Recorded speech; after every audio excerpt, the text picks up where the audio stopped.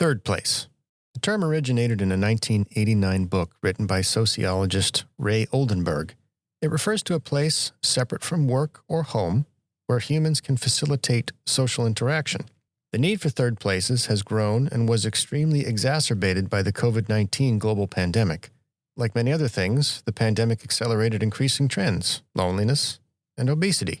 According to the World Health Organization, high-quality social connections are essential to our mental and physical health and our well-being. The United States Surgeon General has labeled loneliness an epidemic. The British Medical Journal published a report in late 2021 that concluded problematic levels of loneliness are experienced by a substantial proportion of the population in many countries. Also, according to the WHO, worldwide obesity has nearly tripled since 1975, and as late as 2016, 1.9 billion adults were overweight, of which 650 million were obese. The good news? Both of these trends are preventable and reversible. Third places are helping to provide people with the outlet they need to improve their situation and find happiness. There is a third place emerging in cities across the world that solves both problems and a lot more: community gardens. It could be a rooftop in a densely populated city or a common area just down the road. Community gardens provide the benefits of public relaxation while also teaching the valuable skill of eating healthy. They also provide a source of STEM education for kids.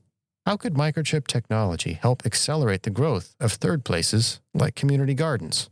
Let's go beyond the Microchip and hear a story of empowering innovation to enhance the human experience.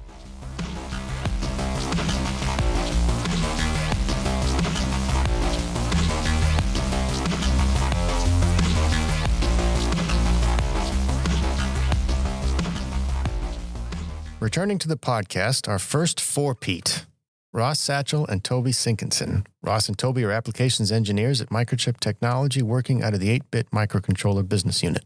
They join us again today from our global headquarters in Chandler, Arizona. Welcome, guys. Thanks for having us. Fourth time is the charm. Thank you for returning to Beyond the Microchip. In the intro, we briefly talked about the concept of a third place and the growth of community gardens to combat growing trends like loneliness, obesity, among many others, but there's certainly more to it. In previous episodes, we've talked about how our food has grown. We've talked about how automation can produce efficiencies in yield and sustainability. Community gardens seem to be the best of everything. What do we know about community gardens? Well, they have a lot of benefits, ranging from helping bring communities together for a common cause, being growing of food, as well as educational opportunities for young people and adults alike. Also help reduce what's known as food miles, that is the distance that your food needs to travel in order to get to you. But coming back to the educational opportunities, kids can learn about where their food comes from, and that fresh produce is a great thing, and maybe they shouldn't be eating things out of boxes. And also, if they're doing some sort of embedded system learning to track all of the data on this, then they can also learn some computing, get some computing educational outcomes as well. The nice part there too is, years ago I was part of a kind of domestic Peace Corps, and we were working on community gardens with the Chicago Botanic Gardens, and we were providing like after school programs and helping them build a community garden there. But a nice part about that too is that that involved also working with the cooperative extension. So these are ways that it brings a whole bunch of diverse backgrounds of people. There's like a wide range of ages. And we were able to go through and get a master gardener training at the same time and bring this stuff to the kids. So it's a nice, it's often just a place for people to meet and learn. And like we've mentioned here before. So we've talked about white roofs versus green roofs. And green roofs we're not talking green paint. We're talking actually planting on a rooftop. But the benefit is it's not just was the term monoculture, or what was the term? Yeah, it's the one that I remembered. Yeah, where you have just all one crop for miles, right? Acres. We're not talking acres. about that. We're talking about a nice, diverse array of different things, leafy greens and so on and so forth. So the benefit of a garden is we're reducing food miles, as you said. So it reduces transportation because often these are on the tops of buildings, right? Absolutely, and in the communities where the food is consumed. Yeah, you have things like I remember this is the first time I learned it when I was doing that, just to remember now, you have things like companion planting too, where you grow two different kinds of things or three different kinds of things together because the one keeps pests away and the other provides something to the soil that the other needs. So nice metaphors there for the way things grow in the garden and the way things grow in the community. You know? Community garden is a good place to bring people together. So would it be, I imagine a rooftop is simple. It's everybody that's in the building, but community gardens is also on the ground level, even in less densely populated areas, right? Is this an area where people come and jointly plant, or does somebody typically manage this by themselves? It's usually like planned out. Otherwise, you kind of end up with a bit of chaotic mixture of everything. So there's usually like maybe a small committee of people sort of planning what to do, but then getting input from all the members of the local community to help volunteer their time and also to offer their compost from their own food waste so that can then be put back in. And I've seen it too where you have like basically like areas that are yours and then you have a neighbor and like you're both out there on Saturday morning and there's maybe a few people around, but you'll see somebody doing something in their area and then you can kind of do it and ask them about how they did that. So there's that kind of sharing going on. So I think there are different models out there. There are the kind where you're talking about where everyone's kind of working on the same garden, but there's others where people get their like set spot. It's a shared space, but then they have their own little area. But then that forces people to come together, right? Yeah, and you have like events like where you share harvest and music and games and all kinds of fun things. So one, we're growing produce obviously to eat, but this is something, and you kind of mentioned it earlier, Ross, this is really a classroom. This is a chance for kids to come out and engage with agriculture by itself, but then there's the opportunity to learn science, technology, and engineering, math, right? So it's also for kids developing healthy relationships with food and not just eating everything out of a box because that's what's cheap and that's what's available. They learn to actually grow the food that's one, good for them and delicious. Yeah. Snap pea off the vine, man. Right. Holy smokes. Fresh. I love to make pesto. Yeah. And the difference between buying basil at the supermarket and picking it off a plant that I've grown in my backyard, there's no comparison. Yeah, and I could eat a bell pepper like an apple, and my wife talks about growing up in the countryside where she would just pick a tomato right off the plant and just put salt and pepper on it and eat it right there. There really is a benefit to fresh produce because food miles is something grown somewhere else and often grown off-season, right? Like they'll pull something that's not ripe yet, and then it will ripen on the journey, so you don't really know when you get something. I mean, you've mentioned in previous episodes how the temperature of milk probably has to be consistent from one place to another. You can imagine what that does with produce that is a living thing. Absolutely, because often garlic is farmed and then it sits in warehouses for months at a time and until it's ready. And sometimes it comes from the other side of the world because it's relatively warehouse stable. But what if you grew it right where you needed to use it? Right. And the other side of the world requires transportation. Exactly. So then we get into things like you were talking about microplastics? Yes. So from, for example, trucks, the breakdown of tires on the abrasive road surface over time, that's little bits of rubber and plastic that come off the tire. It eventually finds its way into our waterways and into our food. And if we can minimize that, then that's a great thing. Because, I mean, we're definitely living in the Anthropocene era, and if we wipe ourselves out and some intelligent species comes after us and finds this thick layer of plastic, that's all we will be defined by. How do we decide what to plant? Is that specific to an area? I mean, we talked a little bit in previous episodes about microclimates. So I think part of it is to do with food deserts. It's like what food is available where you currently are and what foods do you need to grow to supplement or fill those gaps. There's so many times I've been on a road trip in the United States and you drive through some small town and you need to find some food, and the only place you can find that sells food is like the local Dollar Tree or something like that where everything is a box. There's no fresh food. And it's really eye-opening.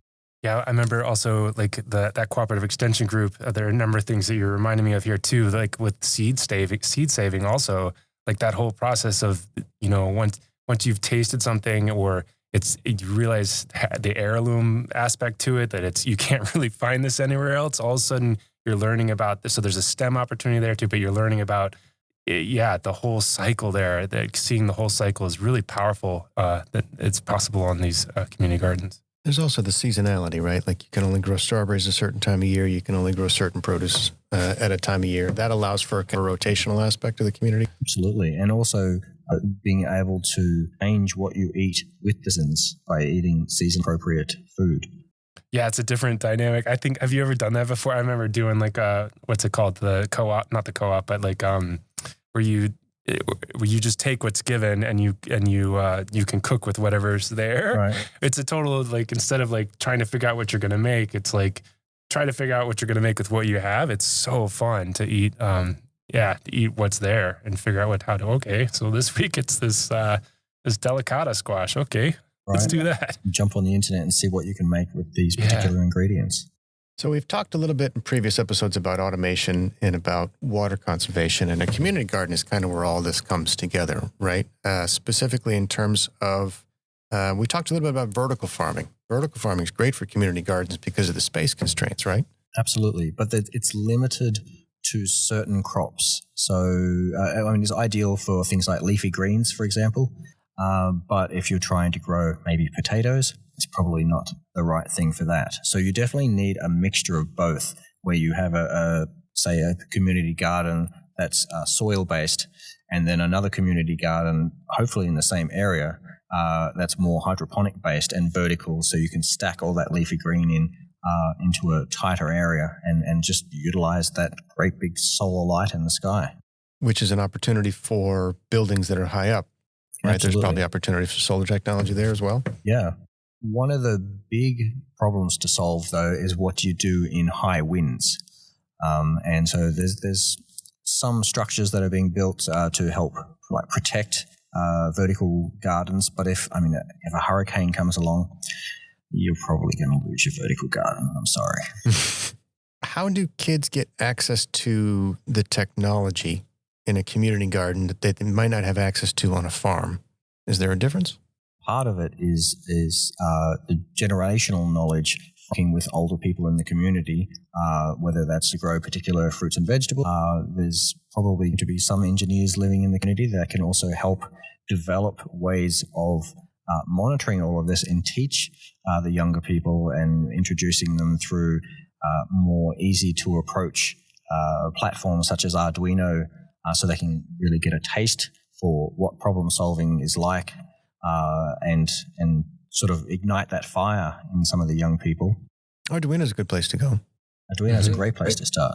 And I'm hoping that, showing young people that they can solve the problems that they're facing, that they're not waiting for somebody else to solve their problems, that they can do it themselves. That's a really self-actualizing thing for young people, especially if they're living in an area where there's not a lot of opportunities, and maybe a low-income area, for example, to show them that if they want to find a way out, or even just to improve the area that they live in, they can do it themselves. They will need help, but they can absolutely do it. Yeah, it's very free. You can try different things out. You can search. There's so many on the web. The LLMs we mentioned earlier, like to be able to even generate code to work stuff out is really makes it a very, I think, a fun experience. You don't have to be disappointed or discouraged. You can get back up. Arduino is great for that. So we're recording this after the most recent Maker Faire. Correct. And you had some of these smart agricultural solutions that you were showing at the Maker Faire. What was the reaction to that? People loved it. A lot of people wanted to buy it as a kit. A lot of people wanted to reproduce it themselves. We had a math teacher who brought his entire class with him, and they have a school-based garden. And part of what they're doing in the math class is they're taking data points a couple of times a day on different aspects of the garden, and then later on in the semester they're going to be applying statistics to that. So they were interested in seeing if they could have something like this where students learn to take data points themselves, but part of the application of statistics is seeing the difference between having a fairly small number of data points is a very large number of data. You're really much what's actually going on. So there's a lot of opportunities there for the students, both of doing the gardening and actually understanding the application of statistics and why you shouldn't trust studies that have an N of less than 25. Probably areas of chemistry as well. We talked about soil chemistry and salinity. That would probably be interesting for students that are trying to study how much nitrogen, for example. And there's a new class of sensors that have recently come out that I've only just discovered that are called ChemFETs. It's a chemical-based field effect transistor. And so some of them can be used as low-cost pH sensors, because pH sensors tend to be quite expensive. And they can also be adapted for measuring particular aspects of the nutrients in the soil. So for your NPK, that's your nitrogen, phosphorus, and potassium. So you can measure them specifically and get a really clear picture along with the electrical conductivity, which is a measure of basically of the total amount of nutrients in the medium that you're working with. So if you can have a low-cost way of measuring all of that sort of stuff, then it comes back to like this quantified idea. With the more you have, the you have a clearer picture, and the more you do, because you actually understand on. Do kids get a sense of this kind of deep learning phenomenon we talked about, where the algorithm is discovering insights that we would never discover? Is that something they get access to? Do they get exposed to that at this age? I'm not sure. I would say probably not at first, but I think for kids, the thing that they really get exposed to is the idea that they can measure and sense the things going on in the world around them and control things using some sort of computing platform. And then as they get older, then they can learn more. That takes them in the direction of like machine learning and deep learning and stuff like that. There's a lot of educational opportunities, but the first part is just lighting that fire and showing that they can do it. Yeah, it's a pretty amazing. The sources of innovation too can happen with kids too. I was recently a part of a science fair judging. There's this girl who came up, the blue light the street lights emit this blue light, and she designed this way to take a carroting, from film to it, and it filters this blue light, and it has this like major wildlife, as well as we're all prepared looking at a blue screen, right? To do that too late at night, it really impacts our natural or circadian rhythm kind of thing. So, but yeah, that was just, a high school girl just like, hey, this is a problem. I think I might be able to fix it. Yeah, to be exposed to things like that. Just light pollution in cities would probably be a good way to trigger that as a study Absolutely. point. There's a big rise of dark cities around the United States, and Flagstaff, just north of us, a couple of hours north of us, is a great example of that.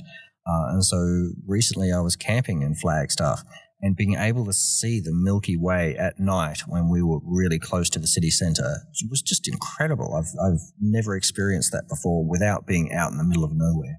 So we've kind of established that this is a wonderful opportunity for kids to learn. There is the community aspect, whether it's a shared space or everybody has their own plot, and it kind of forces people together. That would affect the loneliness aspect of things. But on the other side, there's the obesity epidemic. You talk in general and going into a store, everything's packaged, everything's in a box. Of really need to eat a lot more fruits and vegetables, especially in the United States.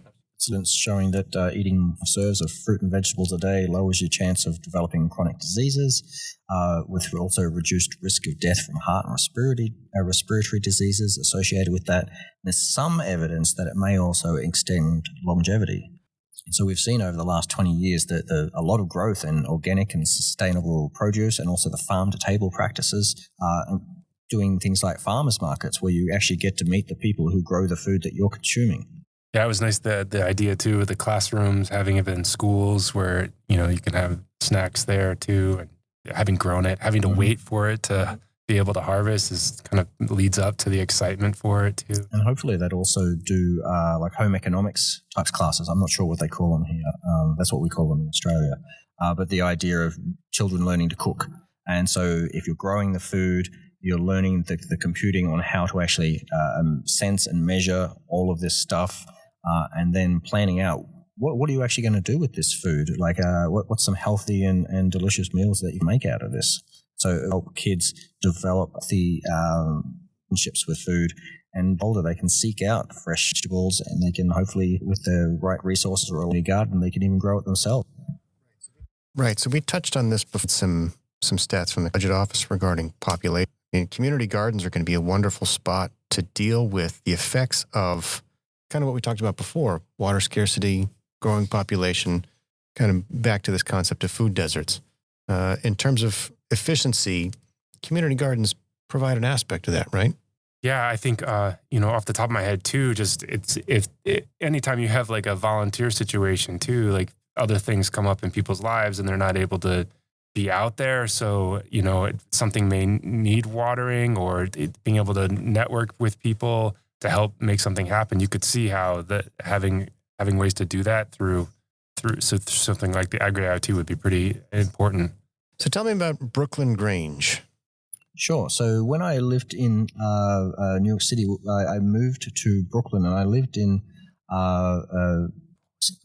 Greenpoint, which is right by the Pulaski Bridge. And down the end of the street, there was a disused warehouse district, and so some people got the idea to do farming on the roofs there. So they brought some civil engineers and determined whether or not these buildings could support of soil and water and produce growing. For the buildings that were bought that, people started on the roofs, and they're still run of Eagle Street, and so they're called Brooklyn Grange. Part of it is, I think it helped bring up the idea of green roofing, which we have talked about a bit before. Mm-hmm. So it's the dual use of producing food and also reducing cooling requirements. And then particularly for areas that are residential apartments, they can really definitely, when people are living there, reducing your cooling requirements of the building, as well as, one, giving a community space, two, producing food locally, and three, educational outcomes for kids, both in getting them access to learning how to garden for themselves and showing them how food is actually produced, to some technical aspects like learning how to monitor and sense various different aspects of the gardening process and minimizing water consumption, and really giving them control over their future, so that they can set through this and realize that this is the generation that's going to have to solve a lot due to climate change. I don't know if it was Brooklyn or not, but because I know Grange does like catering events, really beautiful catering events up there on the top. But it is that situation where you could have restaurants like down on the ground floor and be like, you walk into the restaurant and you're ordering something and they're like, yeah, this was grown upstairs. We ran up the elevator and got That's the seasonal produce, right? Yeah, that's pretty cool. So we mentioned this a little bit during our automation episode, one of the last times you guys were here, eutrophication. Community gardens contribute to that at all? It depends. They have the potential to contribute to that, but if we're able to do things like minimize water waste, or even in the sense of any runoff, capturing that water runoff, and then hopefully cleaning and recirculating the water, so that way they can keep reusing it. So that way it's not going into waterways, carrying all these excess nutrients, and then encouraging plant growth in those waterways, which then kill off all the local marine life, such as the fish, etc., due to the lack of oxygen that those plants are taking up. Water table, if it's on the top of a building, ways to recapture that water. I hope so. But yes, you'd be recapturing that water and figuring out how to clean the water and minimize the negative aspects of that. So what are some componentry that we think of, integrated circuits? What would you most often find in a community garden? So we're not talking about a mega farm or a very large installation. We're talking about something that's fairly small, probably low cost. What is the most common integrated circuits that you would find in a community garden? Well, I'd expect to see some 8-bit microcontrollers doing some basic sensing of things like the growing medium, whether that's soil or some inert medium, so the moisture and probably the temperature as well. And they can then also sense things like what's the air temperature, the humidity, the barometric pressure, and they may even be able to use that to as a part of a weather station, so that they can then compare that to their local weather station. Because in one of the previous episodes we talked about, so the The app says it's, but what I'm measuring is, well, at the airport, and there's a lot of there, and I've maybe got a garden here, so up to the temperature, humidity, and for instance, I live is near the sky belt, and then just like I'm a few doors down from that, and just walking down in the middle of summer, it's amazing. Just the temperature drops, the humidity comes up, and it's really lovely. And you see so many people out and about just enjoying that area. Yeah. So, and whatever you're doing there, it's going to have to be robust. It's going to have to be low power because you don't want to be changing those batteries. So a lot of the same conditions we were talking about for small farms would apply to community gardens. You might also be measuring, one thing we hadn't talked about is like ambient light. So you might have different areas where you want to know, you want partial shade or something like that. You want to know if it's exceeding that or not exceeding. Yeah, I mean, would you actually want to block light? Because if you're in an urban environment, there's a lot of lights everywhere. Well, I mean, there's street lights, but there's also parts of the community garden that will be shaded by buildings. And so this would be a really good way of identifying a form of microclimate, but that in terms of the amount of sun a particular area gets of the garden. So that way you can identify, the plants that like to be mostly we can put them over here where they're going to get mostly shade, going to be another area that's going to direct sun for most of the day. So we like that in that area. And the whole garden, the setup that you have, the surrounding buildings, etc.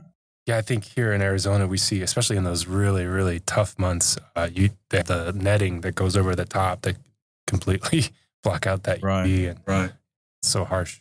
You mentioned before that there's an opportunity to create complementary things, like one can provide shade, one can provide moisture, one can provide protection from invasive insects. Is that permaculture?